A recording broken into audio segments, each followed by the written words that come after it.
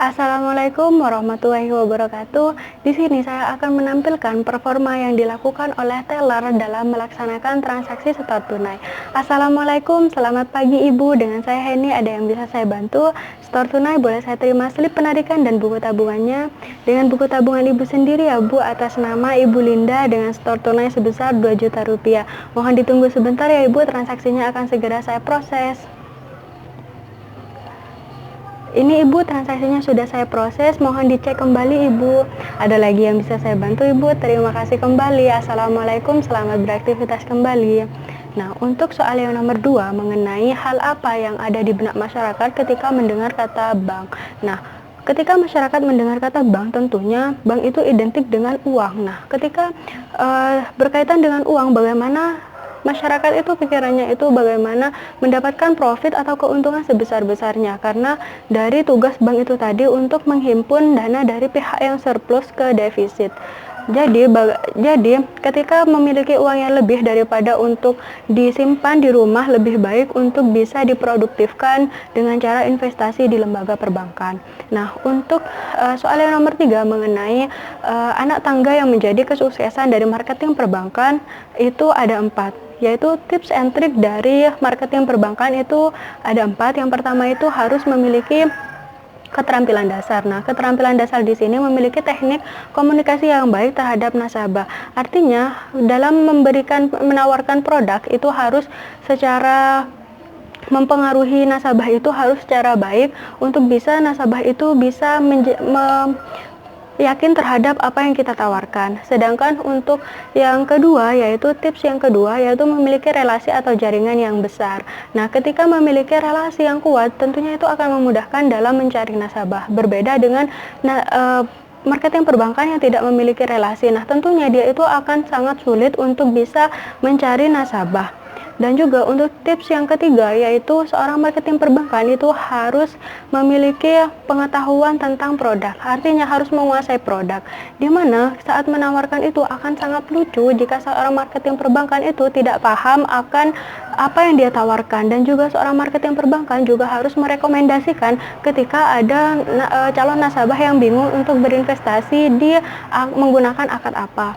Dan juga seorang marketing perbankan itu harus fokus. Fokus di sini maksudnya dia itu harus fokus terhadap apa yang sedang dia profesi yang sedang dia lakukan. Misalnya ketika dia sedang menjalankan profesinya, dia itu harus fokus dalam mencari nasabah. Namun ketika dia di rumah, dia itu harus fokus di rumah gitu, tanpa memikirkan keadaan yang lain.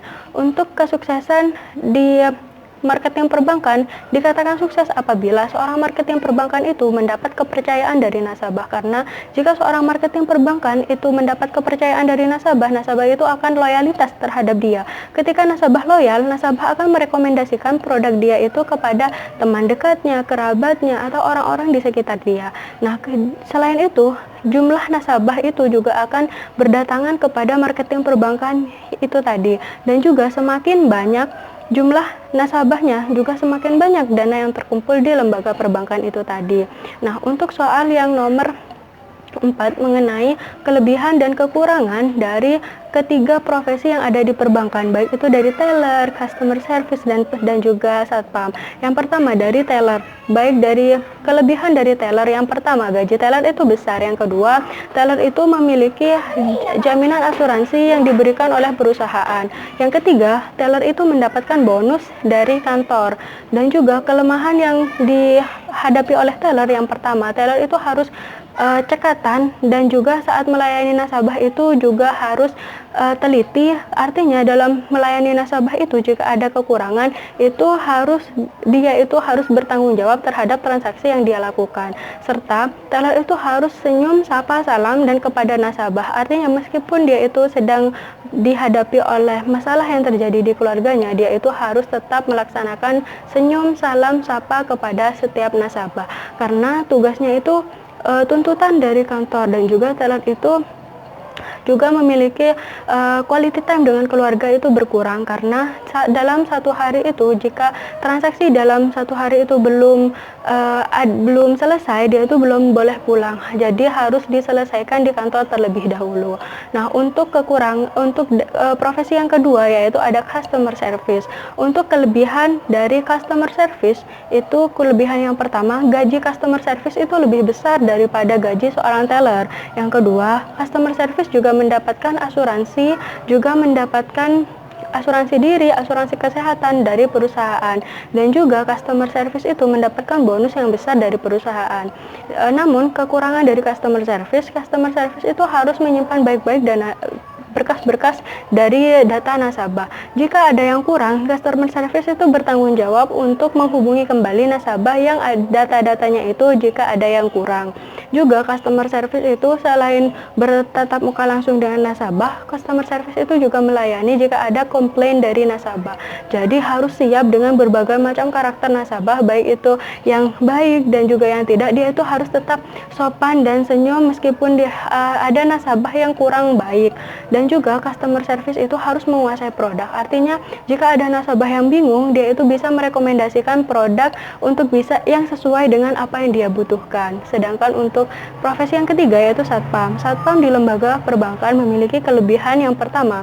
Kelebihan dari satpam yang bekerja di lembaga perbankan, kelebihannya itu gajinya lebih besar daripada satpam yang bekerja di luar lembaga perbankan. Yang kedua, dari segi penampilan dari satpam yang bekerja di perbankan itu lebih rapi dibandingkan dengan satpam yang bekerja di luar lembaga perbankan. Untuk kekurangannya juga cukup besar, yaitu resiko yang dihadapi oleh satpam itu juga lebih besar, karena jika ada yang hilang, satpam itu juga bertanggung jawab atas kehilangan dari apa yang telah hilang dari perbankan itu tadi. Dia itu harus bertanggung jawab penuh.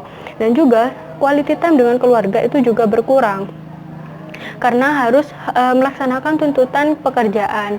Dan juga untuk soal selanjutnya yaitu nomor 5, mengenai hal-hal yang menonjol dari kelebihan itu dari ketiga profesi ini, baik itu teller, customer service, dan juga satpam. Ini merupakan 3 garda terdepan dari sebuah perusahaan atau lembaga perbankan. Karena mereka ini tiga-tiganya itu merupakan bertemu langsung, berinteraksi langsung dengan nasabah. Jika ketiga profesi ini sudah jelek, maka pemikiran masyarakat tentang perbankan itu bagaimana dengan di dalamnya ketika sudah penampilan di luarnya itu sudah jelek. Jadi bagaimana cara perbankan itu bisa menjadikan ketiga profesi ini yang paling baik SDM-nya gitu. Jadi untuk seorang teller itu harus menerapkan 3S: senyum, sapa, salam, teliti dalam melaksanakan transaksinya, dan juga harus cekatan dalam melaksanakan transaksinya. Sedangkan untuk customer service itu harus pembukuan data-data nasabah itu harus diamankan, dan juga jika ada yang hilang, dia itu harus bertanggung jawab kepada nasabah. Harus menguasai produk jika ada yang nasabah yang ingin membutuhkan rekomendasi gitu. Dan juga untuk satpam di lembaga perbankan. Nah, satpam di lembaga perbankan ini memiliki peran yang penting, karena ketika ada nasabah yang masuk, satpam di lembaga perbankan harus proaktif dalam menanggapi dari keperluan dari nasabah. Jadi sebelum nasabah itu menanyakan kepada satpam yang ada di lembaga perbankan ini harus menanyakan terlebih dahulu keperluan apa yang dihadapi oleh nasabah. Jadi harus bisa lebih proaktif dulu. Sedangkan untuk pertanyaan yang terakhir yaitu mengenai kendala, kesulitan, tantangan, dan juga kesempatan baik yang dihadapi saat melaksanakan tugas pencarian nasabah kemarin. Nah, untuk kesulitan, kesulitan yang pertama, ada beberapa nasabah yang enggan untuk menabung karena dirasa bukan ada jaminan berupa kartu identitas diri. Nah, mereka itu merasa takut disalahgunakan. Jadi, bagaimana caranya, kesulitan itu dari situ gitu. Nah, untuk kesulitan yang kedua, ada beberapa nasabah yang acuh dari kehadiran kita. Artinya kita itu tidak didengarkan gitu. Nah, untuk tantangannya dari nasabah yang acuh itu tadi, bagaimana sikap kita itu untuk bisa tetap tersenyum, ramah terhadap dia gitu. Jangan tunjukkan bahwa kita itu sedang tidak suka kepada dia gitu. Nah, untuk kesempatan baiknya, ketika ada nasabah yang ingin menabung namun tidak tahu wadahnya itu di mana. Nah, itu kita bisa memanfaatkannya, dan juga ketika kita memiliki teknik komunikasi yang baik juga akan mempengaruhi nasabah itu bisa mempercayai kita untuk bisa menabung di dalamnya, dan juga ketika kita memiliki relasi yang baik. Nah, itu saja. Terima kasih. Wassalamualaikum warahmatullahi wabarakatuh.